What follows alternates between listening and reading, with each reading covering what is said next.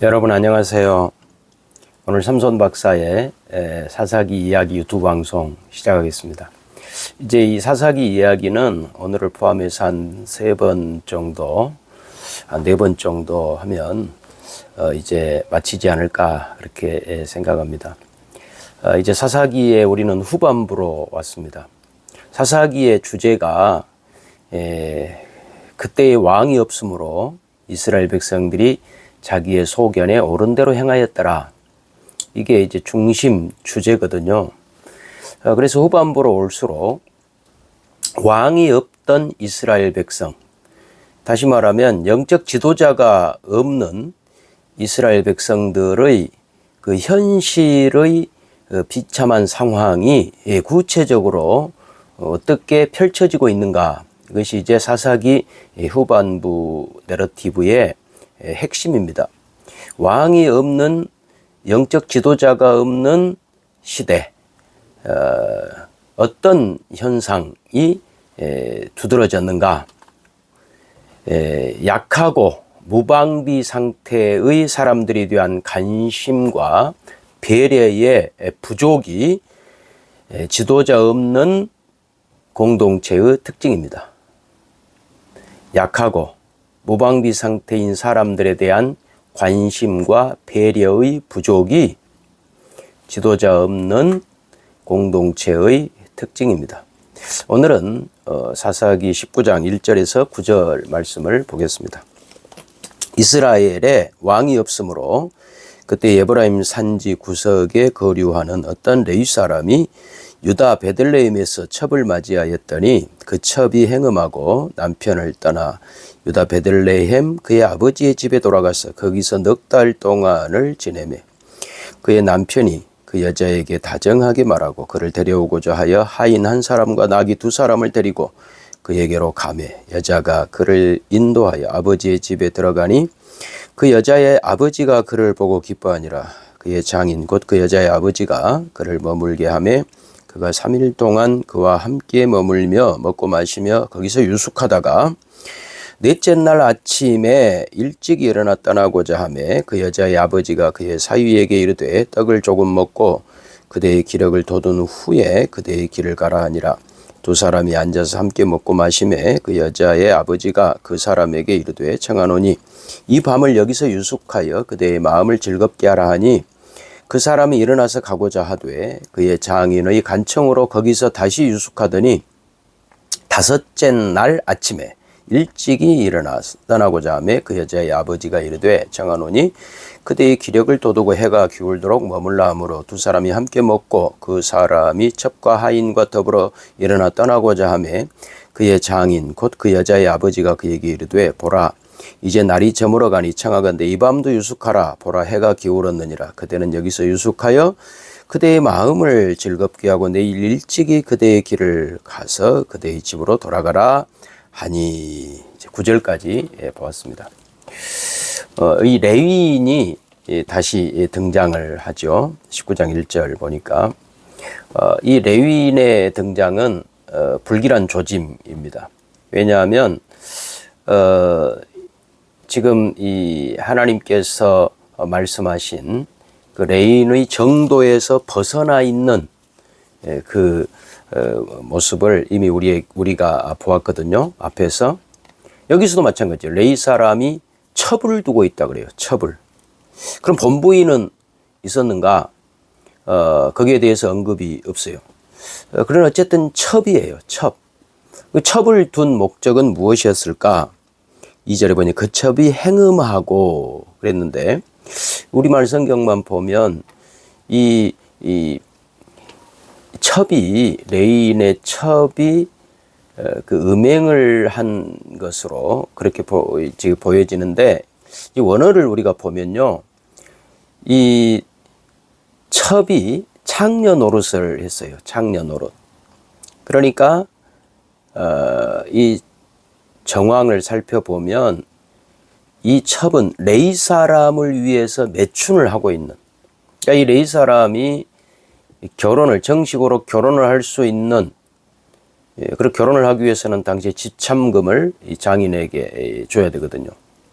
그런데 그럴 형편이 안 되니까 이제 결혼을 하지 않고 첩으로 살고 있는 것으로 보이는데, 그 레인이 가난한 거죠.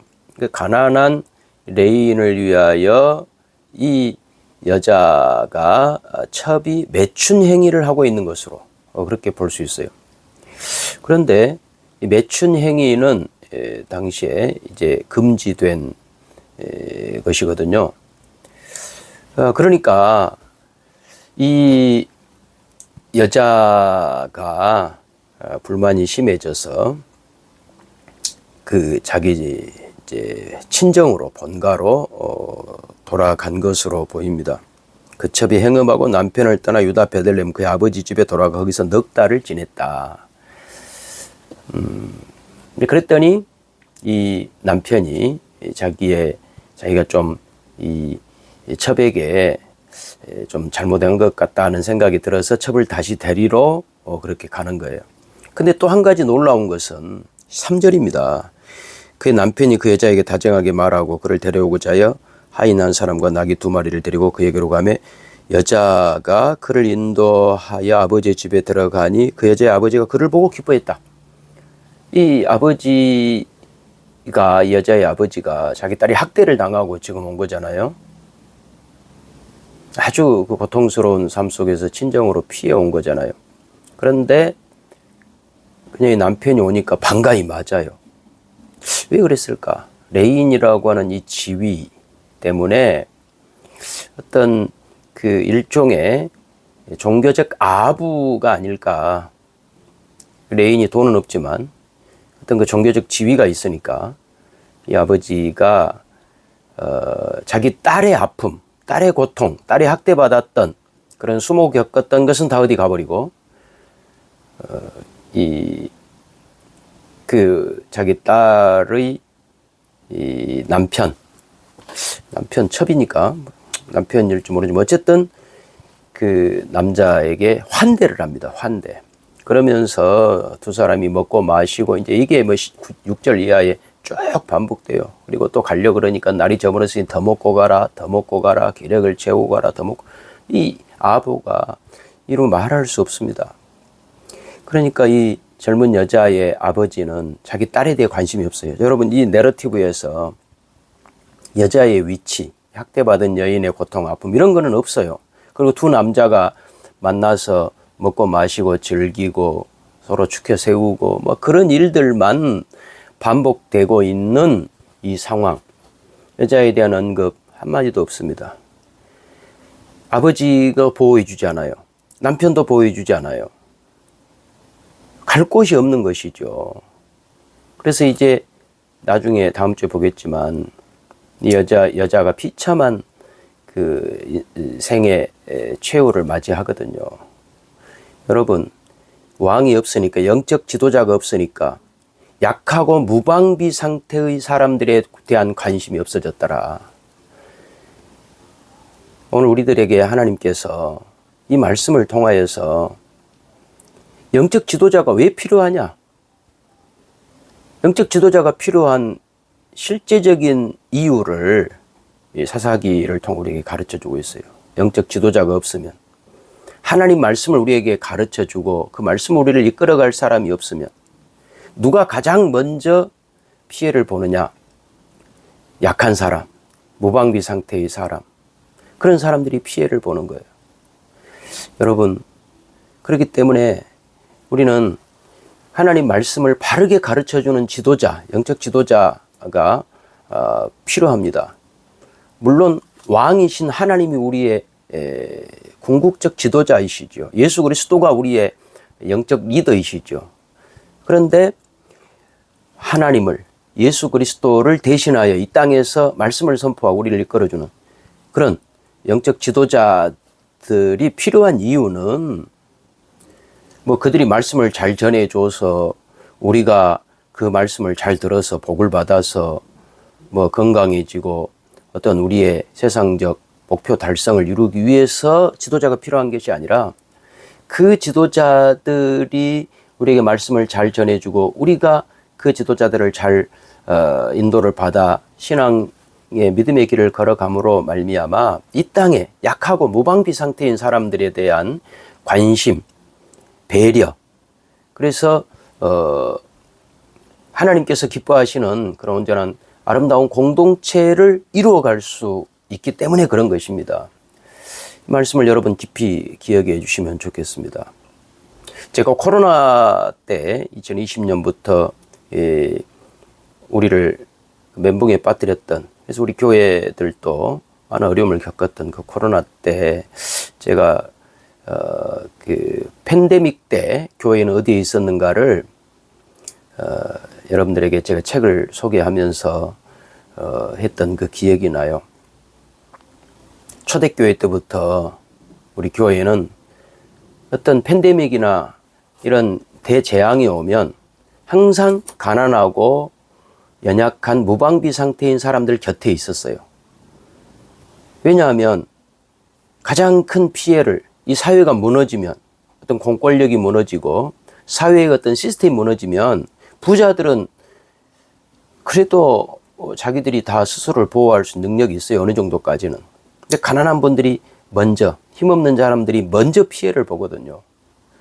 그래서 교회가 항상 그들 곁에서 끝까지 그들의 힘이 되어주고 위로가 되어주고 방패가 되어주면서 그들과 함께 고통을 나누었던 그 역사, 그런 모습들을 함께 살펴보고, 코로나 때도 우리 교회의 관심은 힘없고 연약한 자들, 그런 분들에게 우리가 관심을 잃어서는 안 된다.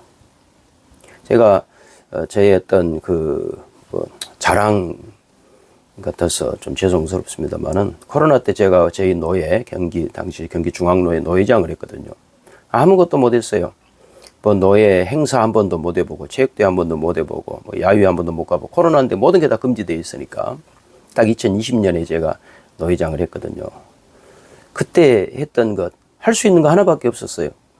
그래도 조금 여유 있고 힘 있는 교회들이 모금을 해서 우선 월세 내고, 그런 교회들부터 이제 문을 닫게 생겼거든요. 교인 수 적고 건물 있고 자기 재산이 있는 교회들은 그래도 버틸 수 있는데, 그래서 이제 헌금 모으고 또 뭐 쌀 이런 거 모으고 해서 계속해서 거의 그 당시에 제가 한 3천만 원 이상, 우리 노예가 큰 노예가 아닌데 그렇게 해서 가난한 교회 문 닫지 말라고, 코로나 잘 넘기시라고 그렇게 했던 기억이 있습니다. 뭐 그 대단한 일이겠습니까만은 그 당시 할 수 있는 일이 그거밖에 없었어요. 여러분, 제가 이 말씀을 드리는 이유는 지금도 마찬가지입니다. 지금도 우리 주변에 교회가 돌아봐야 될, 우리는 다 빛과 소금이고 목회자냐 아니냐를 떠나서 우리는 다 하나님께서 세우신 왕 같은 제사장들이에요. 리더들이에요. 그렇다면 우리의 눈이 어디에 있어야 되느냐? 나를 즐겁게 해줄 사람, 나 비유 맞춰줄 사람, 이런 데에 관심을 두지 말고 지금 이 시대의 소외계층이 누구인가, 어려운 사람들이 누구인가를 우리가 살펴봐야 돼요. 그래서 이번에 저희 교회가 창립 43주년 기념식을 지난주에 이제 마쳤고, 지난 6월 20일 토요일 날, 그리고 장로님이, 송원길 장로님 은퇴하시고 송원백 장로님이 장립식을 하셨어요. 두 분이 형제신데 형님이 은퇴하시고 동생이 이제 장로임직 받으셨어요. 그 행사 때 우리 교회가 의미 있는 일을 하나 했어요. 그게 뭐냐면, 제 한 외국인을 위한 비영리 단체 다울림이라고 하는, 우리 양현숙 권사님이 대표이신데, 그 밖에서 이 조직된 비영리 단체, 그 단체가 우리 교회 안으로 들어왔어요.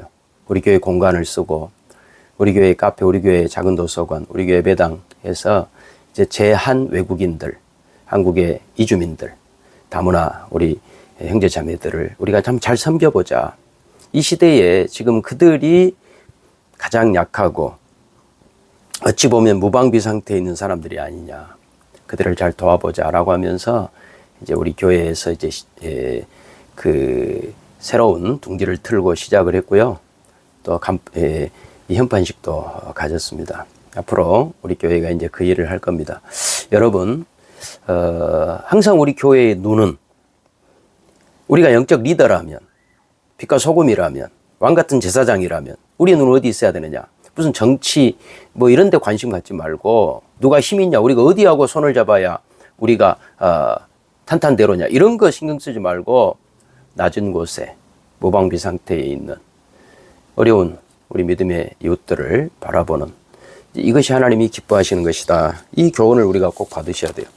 히브리서 13장 1절, 형제 사랑하기를 계속하고 손님 대접하기를 잊지 말라. 이로써 부지 중에 천사들을 대접한 이들 또 있었느니라. 너희도 함께 갇힌 것 같이 갇힌 자를 생각하고 너희도 몸을 가졌은즉 학대받는 자를 생각하라. 너희도 몸을 가졌은즉 학대받는 자를 생각하라. 어려운 자, 어려운 이웃을 먼저 관심을 갖는 것이 이제 하나님 기뻐하시는 일입니다. 이 시대에 영적 지도자가 필요합니다. 여러분들이 다 영적 지도자들이십니다.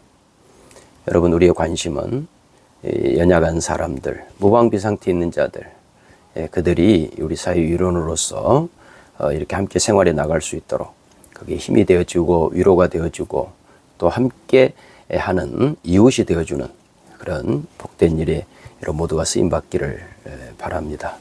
여러분, 오늘 유튜브 방송 함께 해주셔서 대단히 감사합니다. 여러분, 또 다음 시간에 뵙겠습니다.